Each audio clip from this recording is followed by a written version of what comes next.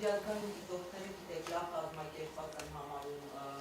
հայաստանյան վերջին ընտրությունները, դուք ինչ փաստերով եք գնալու սահմանադրական դատարան, ունեք այդ հիմնավոր, բավականին, այո, բավականին, ես հիմա չեմ ուզում այդ մասին կիսատ բաներ ասել, որովհետև բավականին հիմնավոր մի քանի ուղղություններով պատրաստում է, բնականաբար ամբողջ ծավալին, փաստերով,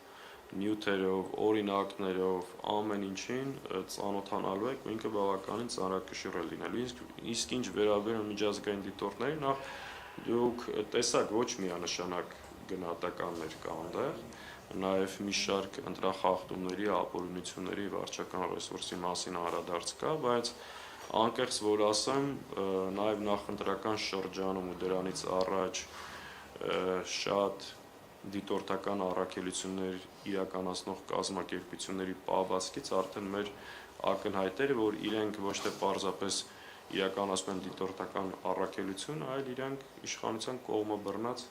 միավորներ են, հակառակ պարագայում են խայտառակ ապօրինությունները, որ տեղի էին ունենում, իրենք մի անգամ պատշաճ եւ ամբողջական կարձագանք էին։ Հետևաբար մենք ակնհայտ տեսնում ենք երկակի ստանդարտների կիրառում եւ եթե սա է ժողովրդավարության մասին միջազգային կազմակերպությունների պատկերացումները ցանկանում հենց սենց ժողովրդավարություն լինի իրենց երկրներում։ Ազատելյան եւ օրինակ ուժեղ Հայաստանը ակնարկում է հնարավոր փողոցային պայքարի մասին։ Դուք օրինակ կարծում եք, որ այս բողոքարկումները եւ այլն ձեր գործիքակազմում այսպես ասած նաեւ փողոցային պայքարը լինելու է, այսպես ասած, դուք այդ հավաքնել կարելի է ավարտել եւ դուք օրինակ եք հնարքում եք ինչ ուժերի հետ եւ եկել եք համաձայնություն։ Ես ասեցի համաձայնություն մյուս ուժերի հետ չունենք, որովհետեւ ամբողջական քննարկումն դեռ տեղի չունեցել։ Դրա համար ժամանակ ունենք, դրա համար այդ պանիկանը պետք չի, էլի, ասենք ցայտնոտային ժամանակ ունենք։ Իրավական process-ի ժամկետները պահել ենք, որ չուշացնենք տեղի ունենումը, մնացած քաղաքական հարցերի համար խորհրդակցությունների ժամանակ ունենք, նստելու ենք, պարզ խոսելու ենք եւ մեր գործընկերների հետ, եւ մեր ընտրողների ու հայրենակիցների։ Իսկ ինչ վերաբերում է հավանական փողոցային պայքար եւ այլ, դու այդ հարցը տալիս եք մի մարդու, որ անցնող 5 տարում ցանկացած փողոցային պայքարի մեջ դաշնակցությունը Հայաստան դաշինքը եղել առաջի գծում։ Մենք անկախ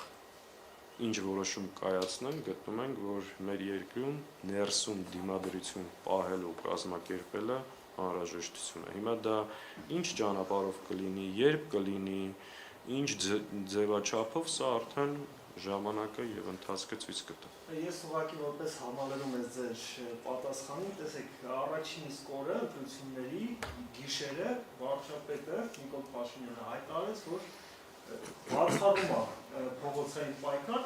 իր հիմնավորմամբ այսպես է, որ քանի որ ընտրությունները չեն կերծվել, պայքարի այսպես ասած հիմքը չկա։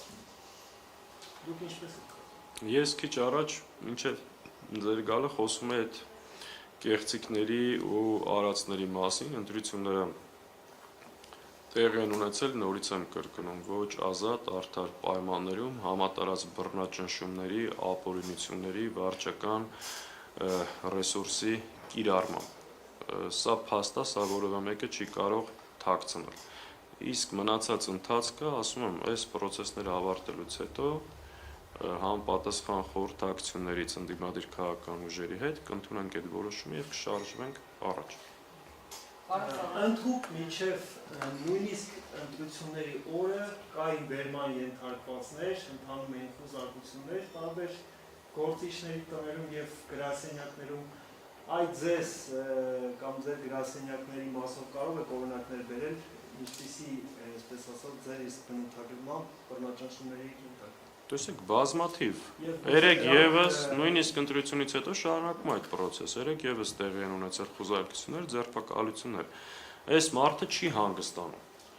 Այս մարդու նպատակն է երկրում ցանկացած ընդդիմադիր միավորի ինչ որ պատրվակով մեկուսացնել, բռնել, դատել։ Էսա սրա էությունը, այսինքն ինչ որ կա դրա շուրջը։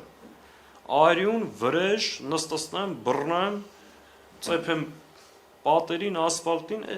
էս է այդ մարդու էությունը։ Եվ այո, այս ամեն ինչի նպատակը այն է, որ վերջնական ցանկացած դիմադրության օջախ, ցանկացած բջիջ, ճզմի, սեղմի, վերջացնի երկրում հաստատի տոտալ բռնապետություն։ Իր ուղին դա է, ինքը ժողովրդավարության թշնամին է, ժողովրդավարության հետ կապ չունի, ատում է ժողովրդավարությունը։ Փորձելու է գնալ այդ ճանապարհով, մենք էլ պետք է ամեն ինչ անենք սրա դեմը առնելու եւ վիճակը փոխվելու։ Մենք հաշտ չենք այս իրավիճակի հետ ու չենք համակերպվել։ Սա կարող է բերել փորձային պայքարի, որտեղ Ես տեսեք, էլի ամեն զարգացման սցենար հնարավոր է, դրա համար ժամանակ կա, այսօր չանեմ վերջնական ինչ-որ հայտարարություններ, որովհետև ասում եմ, կա նաև խոշոր ընդդիմադիր միավոր, որի հետ պետք է շատ հարցեր քննարկենք ու շատ որոշումներ պետք է համահունչ լինի ու տրամաբանությունը, նաև քաղաքական պրոցեսների տրամաբանությունը դա է ենթադրում։ Այս պահին չունենք որևէ որոշում այդ իմաստով։ Վերջի հարցը խնդրում եմ տաս։